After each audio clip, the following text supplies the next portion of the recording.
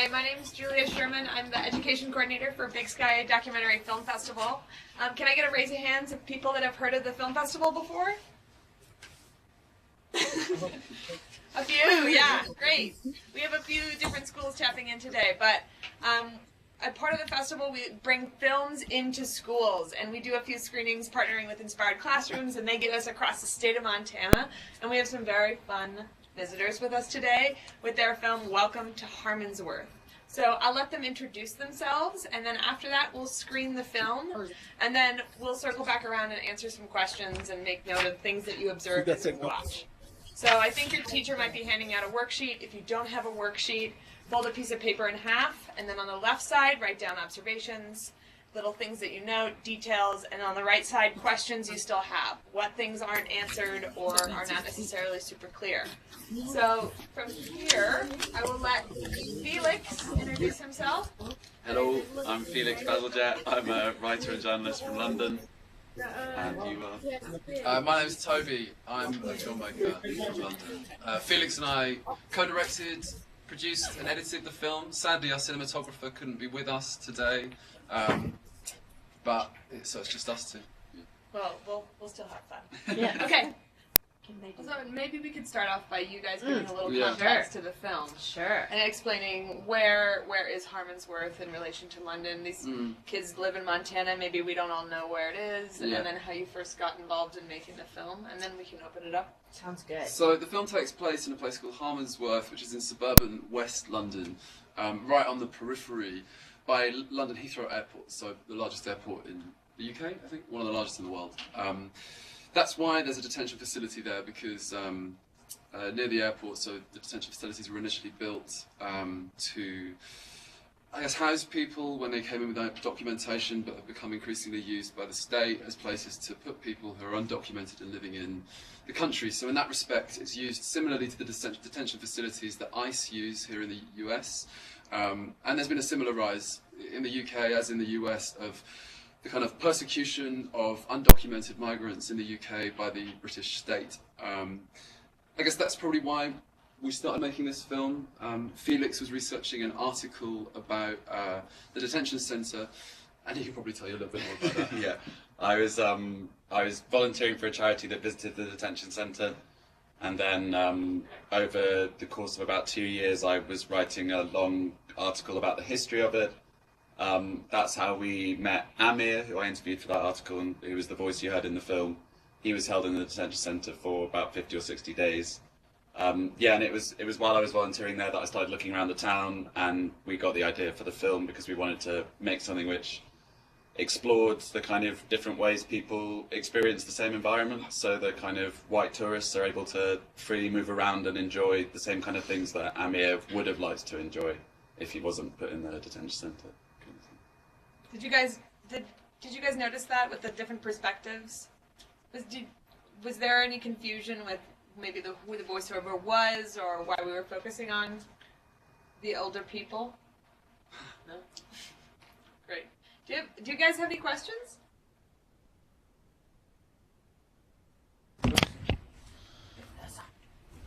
Is this detention center thing about current immigrants and from the Middle East? There's people from loads of different countries, from almost all countries, but the majority of them are from countries that the UK had previously had a colonial relationship with historically. So places like Sudan, Iraq, lots of like West African countries. Yeah, so there's a mix of different people, but it's disproportionately people of colour and people from a kind of countries related to the British colonial history. Great question. Any other questions you guys wrote as you were watching in the film on your sheets? Maybe one from the back. I noticed you guys spend a lot of time kind of showing the environment of Harmondsworth, and you see the detention center, but I think it's that juxtaposition of this quaint small little town, and it's sad it's going away. But I'm wondering if like how close they are in proximity, and when you were first found out about that detention center, was it more about stumbling across Harmondsworth or more across stumbling across the detention center? Definitely the latter. Felix was researching this article, came to me, said that he'd been trying to speak to people in the local area about immigration detention, and they didn't want to. They wanted to talk about the old buildings. And I guess immigration detention, to a certain extent, is about a kind of socially conservative attitude towards populations and controlling populations. And I guess I was interested in this, the proximity of these two different poles of conservative culture. One about conserving old empty buildings, one about maintaining the state, like a national demographic through the border regime. Yeah. They're close. It's funny, in the film, that the church warden who walks from the church to the detention centre, we actually added 2 shots into that walk that weren't part of it, just for to get a sense of the landscape. Basically that walk he does, that first shot before he gets to the detention centre, that's pretty much it between the church and the detention centre. So they're very close. But psychologically, the detention centre isn't part of the town. People don't think about that as part of where they live. They think about it as something on the outside and periphery of the way they live, even though it's in the heart of the place. Yeah, I'm curious to the students, what do you think that the voiceover added as you're watching these older people kind of, there's some humor there as they meander around and get this tour, but then you hear this voice of a person that we're not looking at. What did you think when you were watching that? It's kind of a bit ironic, right? There's some humor there. I know at our map screening we talked a little bit about humor. It's a very serious subject, and did you guys think this film had funny moments? Just a show of hands. You don't have to say yes, don't worry. It is a very serious film, but yeah. Can you tell us what you thought was funny? Maybe a specific scene? You don't have to share. I don't know if the mic is on. Is the mic on? We can't hear you guys. They know how to do it. They were talking about, remember when they were talking about those people? I thought there was only one kind of apple. No, there's more apples. One kind of apple? I just thought this was an apple. I just thought it was an apple. You didn't even know there were different kinds of apples. Yeah, British people are obsessed with all the different types of apples. Like the guy that was buried there was also a relative to the one that sold the apples. Yeah. Is No, that right? he didn't sell it. He made it. He developed the he type of made apple. Yeah. Oh.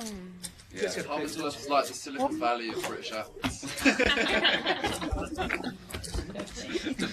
Okay. So embarrassed. We have a question off the live stream. Yeah. They're wondering how, the refugees have come to be in that detention center, but how long do they have to stay there?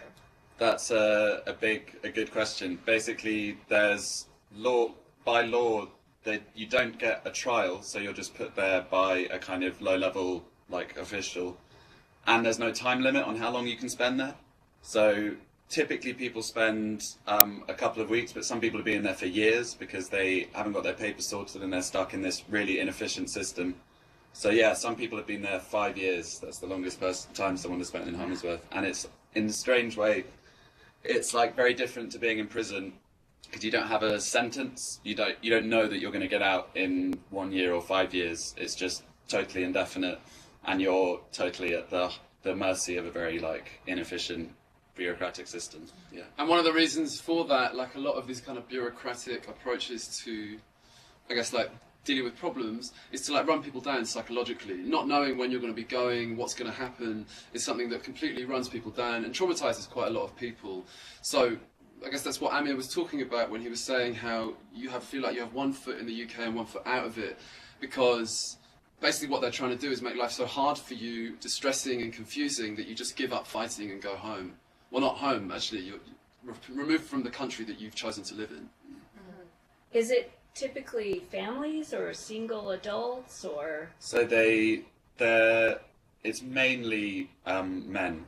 There are 9 facilities. There's 1 women's facility, and they have made it illegal to detain pregnant women and children, but they still do it bizarrely. Yeah. So. But that's a great question. It's one of the main things that led us to make this movie was finding out about indefinite detention, its continued existence in the country, and kind of horror that was taking place. Because also that's the other thing about it, that I know that a lot of prisons in the States are run by private companies, but in the UK, prisons are run by the state, and so they're like subject to certain kinds of you can Laws film and them, and regulations, they're yeah. regulated by the state. The citizens of the country can participate meaningfully in altering how they're run. Whereas these are run by private corporations, which means that all of those similar things, the same kinds of, they're not subject to the same kinds of checks and controls that a state-run prison system are.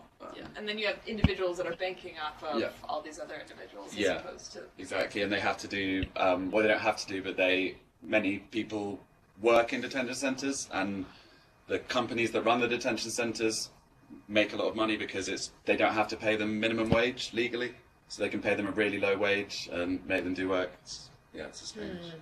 Sounds like a very broken Are they system. Yeah, go ahead. are they asylum seekers?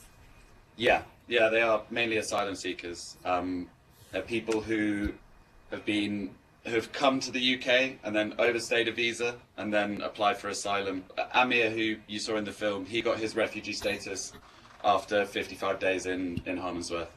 But there's very little legal aid, and they don't give you a lawyer. He had to argue his case himself, and he speaks really good English, but lots of other people don't. So it's obviously a really difficult system to navigate and try to sort of successfully get out of once you're in there.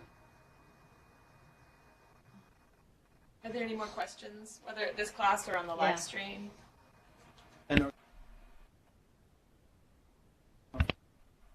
Okay. what's your sentiment on that jail or the detention center? What's your settlement on the detention center? What's our settlement? Settlement. Sentiment. Sentiment. Yeah. Nice. How do you mean, like, what do we think about it? Like, do we think it's right or wrong? No, I mean, Yeah, we don't. Unmuted. The people that are living in it. We're talking about the people that are living in it. Right. Oh, should they be there? Oh. Or should they go back to their country? No, I mean, like, I don't think they should. No, I mean, it's awful. It's basically it's a big waste of money because it doesn't even achieve its own stated goals. Like, most people are put in there traumatized and then released back into the UK. So they spend like £80 million a year, which I guess is like $100 million, just detaining people and then releasing them again for like no reason, because most of them aren't successfully deported because they managed to argue their cases. It's very, very costly, and it also destroys people's lives and traumatizes them. Amir, the voice in the film, was pretty well placed in the UK. He'd been here for 8 years, and he had lots of friends. He was working in a relatively successful job. And being detained was traumatizing in the strict sense. You know, he has PTSD, post-traumatic stress disorder, and it's taken him 2 or 3 years since being out, having a very, very hard time, making very little money, struggling to find work, and struggling to recover from the trauma of this experience. And although things are going better, he's just started like this little coffee business, and he just seems to be in a better way than he was. He still bears all of the marks of someone who's been seriously damaged and whose life has been kind of ruined by this experience. And I'm sure there are lots of people who don't find the kinds of support that Amir has, who are just kind of lost through the system. So it's not only an enormous waste of money in terms of like the state's money, it's also just an enormous waste in terms of what it does to people's lives. I'm wondering if when you were filming the older people, Yeah. what was their comment about the detention center? Did they even talk about it? Was it even something on there that they even wanted to weigh in on, or? It wasn't. It didn't feature in no one mentioned it in any of the tours, basically. And when we were making the film, we had discussions with each other about whether we were going to talk to them about it or kind of fire questions at the old people about it. But we kind of decided that we didn't want the film to be seeming to kind of blame them for it. It's more kind of contrasting their culture with and you know, two different sides of their culture, basically, or our culture. Yeah. And so we didn't want them to be kind of held up as like uniquely evil or responsible for it, because they're not, obviously. And I think also like ethically, we just thought, like, these people are allowing us to film their, like, nice day out. What right, really, do we have to, like, go up to each of these people who's, like, gone on a little trip with their sandwiches to go and look at some old buildings, going, like, excuse me, what do you think about immigration detention? You know, like... Yeah. Yeah. Yeah. So that maybe that's a good segue to talk a little bit about filmmaking. Yeah, and how long it took you guys to shoot all this footage. And maybe a little of your background. Yeah. Cool. So, I'm not really a trained filmmaker. Felix and I met at university. We studied English literature, and we were kind of hanging out quite a lot, writing poetry and fiction and things like that, and like sharing it with one another and giving notes. And then within the context of doing that, we started talking about making a film together. We started making it in 2017. I knew that Felix had made a couple of films before, and I hadn't made one before, so I thought it would be good to work with someone who had. And we started in 2017. We spent about 6 months researching the film, just going down to, we'd take the subway down to southwest London to go and spend time there. We'd go there like a couple of times a week for about 6 months, getting to know people, filming a bit in the community, making friends, and trying to figure out what the relationship between our ideas about the area and what life is actually like there. And I guess also to try and find some kind of like narrative form for the film, rather than just doing a series of interviews and like stitching those together. So we did that for 6 months, and then we went away. I did a short course at this place called the National Film and Television School, and made another little short film there. And then we went back to it in September. We decided not to use any of the hundreds of hours of footage that we'd shot. And I guess, to be honest, that was, in terms of making films, that was like learning to make films. We were like messing around with cameras, experimenting with what it was like to use a camera with someone. So we shot hundreds of hours of footage that we never used, but I guess was kind of like an apprenticeship for us, just getting used to using cameras and being around people. We then sold those cameras, got a different camera, and then went out and shot about 10 hours of footage, 2 tours, a couple of church services, which we didn't use in the film in the end, and some other stuff with Stan, the church warden that you saw. And we only used that footage in the end, actually, 10 hours of it for the final film. Kind of amazing. I mean, we put this in the context of like, do you guys have like research projects you're working on, or you have to do assignments and you have a week or 2 to do them? Maybe? Yeah, I feel like in the context of making a film, especially with short films, we forget how long it is and how long it takes to just do the groundwork and the research to get to know who you're going to talk to and how you're going to approach the film. And then before you even start shooting, a lot of the times you have to know what you're going to shoot and how you're going to approach it.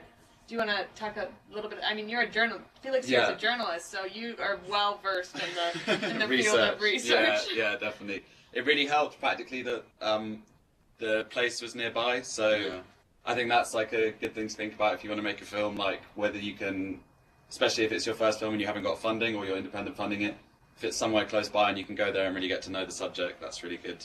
But yeah, the research was more than just getting to know people. It was also kind of like working out what form the film could take to combine all the ideas we had about the place, really. And that was what took so long, as well as kind of getting to know everyone and getting to know the area.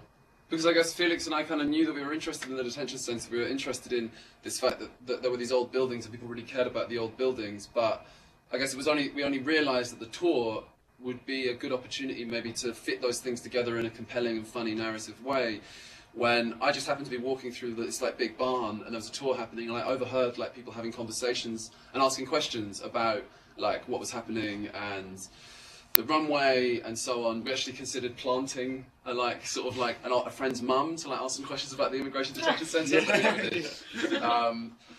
So yeah, but then as you see, like that was the idea. It was like you saw that maybe these issues and the stuff that we're interested in are going to get like touched upon in an interesting way, observationally in this setting. But then actually, as you see in the film, there's none of those questions. All there is the tour guide. We didn't know he was going to be on it. We had no idea the tour guide was going to be so funny, and we didn't know that was going to happen. But I guess like, although what happened in the end turned out to like do a lot of the stuff we wanted, that was a surprise.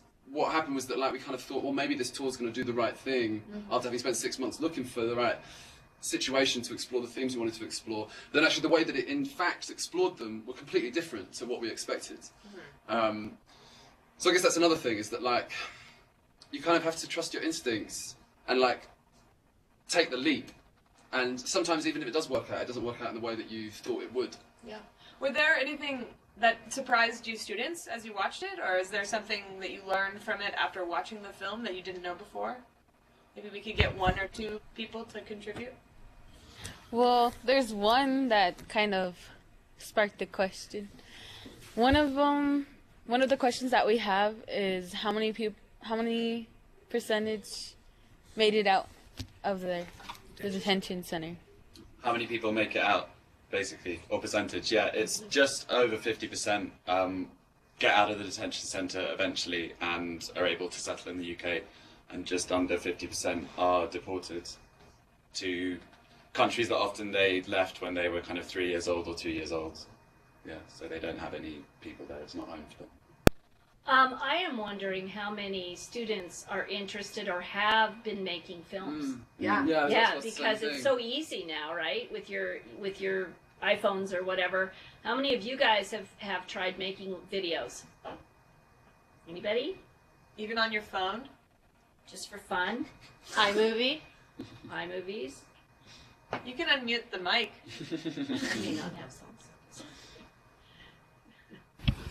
What was that? How many of you guys just experiment with making little videos and movies and stuff? Snapchat. Yeah. Yeah, I don't think that counts. It does count. Yes, it Like, does. You can show. Yeah, Yeah, that definitely counts. It definitely can. like what if you just make a small video with pictures? Is it kind of like Yeah, Yeah. Collage. Yeah. yeah, Essay filmmaking.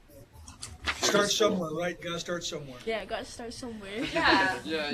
Well, and I think we were talking a little bit about this before, but the kind of style of your film is not telling you what to think right away. Yeah.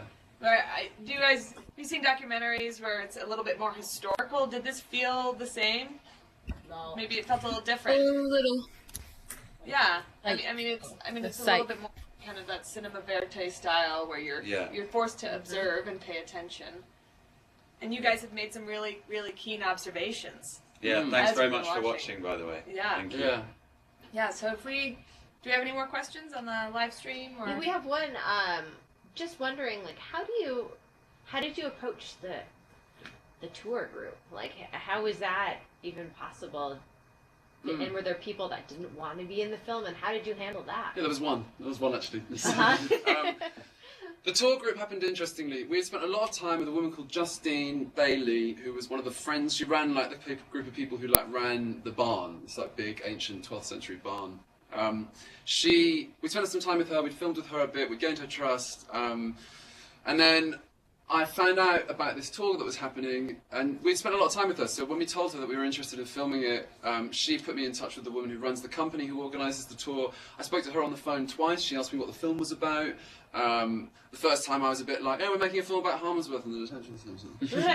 And then the second time I had a bit more of, we're like making a film about the local life in the local area. That's about like the detention centre as well as some of the other stuff going on here. She was happy to do that. She thought it would be quite funny. She's actually quite funny. She was like, I think they'll really enjoy having cameras around. Some of them might be a bit confused. I think you'll find them quite funny. But she was enthusiastic. And then on the day, we arrived at the train station. Owen, the tour guide, met us. We got him to sign a permission form. And then we got everyone else on the bus to sign like a contact release, a release form contract. They gave us permission to use their image in whichever way we wanted. It's really hard securing access. I think access is like at the heart of making documentaries, and I think it's a really great question to ask because it can change in so many different ways depending upon the kind of film you're making. I'm developing some films at the moment which all kind of have different kinds of access. Some are about going to a place and meeting people and making friends with people and just developing relationships like you would if you moved to a new town. Another film I'm making is about an organisation that runs these kind of anti-fake news courses in schools. And that's very different. That's about calling up a person at an institution, talking to them on the phone. It's in France, so I can't go there in person. And then what you have to do is just talk on the phone, develop a relationship, establish what the terms of working together would be, and then through that kind of contact, secure access before going in. So it's a great question. I think one of the most interesting questions to ask about documentaries because it can vary so much. Yeah. Well, and we've had you do this exercise because I think it helps it's very basic, but it's basically a worksheet of things that you're noticing and observations you're making. And then from those observations, questions that arise. You know, it's like, I notice this is a small town that's next to a detention center. Why is this detention center here? What is this small town about? So as you guys are watching and making your own notes, I mean, it's kind of a similar process for you filmmakers. It's simplified, but no, definitely. It's also very in the editing process as well. You have to watch the film over and over and over again, changing it a little bit each time, and you have to be really, like you guys are doing with your worksheets, you have to really think about when you see something, what it's making you think, what it's making you feel, whether it's the right place for it, how it should all fit together, that kind of stuff. So it's really important to like notice your feelings about something and then like work out why you had them and stuff like that. Yeah. It must be nice having a good team to work with that have this. We talked about a little bit that too, like the vision of a film. Yeah. You know how to go from an idea to then implementing that. It's a long process, and when you're working with other people, we all know that in like every asset of our life, whether it's like get into groups and work on a group project, or you know, in the workplace, or it's a really.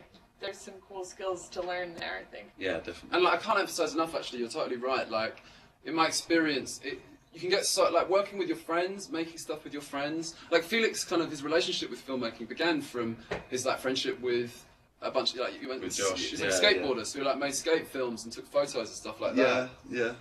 Some very bad skateboarding films. maybe some Snapchat videos. Yeah, that was before my time. But I think also, sorry, go on. Sorry, I was just gonna say we have about 5 minutes left, so I want to make sure that we saved a little bit of time for last questions from our students. Yeah, and I see a couple over there, so go ahead. Documentary, like how many hours? Sorry, could you repeat that? We just didn't hear the beginning of it. Can you unmute your microphone again? Okay. Okay. Can you repeat the question? How long did it take you to like make the documentary? Like how many hours? How many days? How many days? We didn't take count. We're not very organised. It took like we like. For a good period of a few months, we were probably going there every Sunday on the weekends when we had time off work. We were just going down there, and I don't know. So it was probably like 3 to 6 months, once a week, a day a week, or more than a week. I think it was maybe like two days, sometimes split over 2 or 3 days a week for about from February, March, April, May, June, July, June. So that's like 5 months, 20 weeks. So let's say that was like 40 to 50 days there, and then there was a month-long edit, a month-long shoot, and then we were editing quite a bit. Again, I just don't know the numbers, but like basically we spent about 6 months researching the film, a month shooting the film, and then about 5. We did most of the edit in about 3 months, and we went back for further cuts later on, so probably like 2 months for the edit. But overall, from beginning to end, the film took about a year and a half to make. Great question. Yeah, good question. Any other questions before we sign off? How many minutes was the film? Yeah. How long did it feel?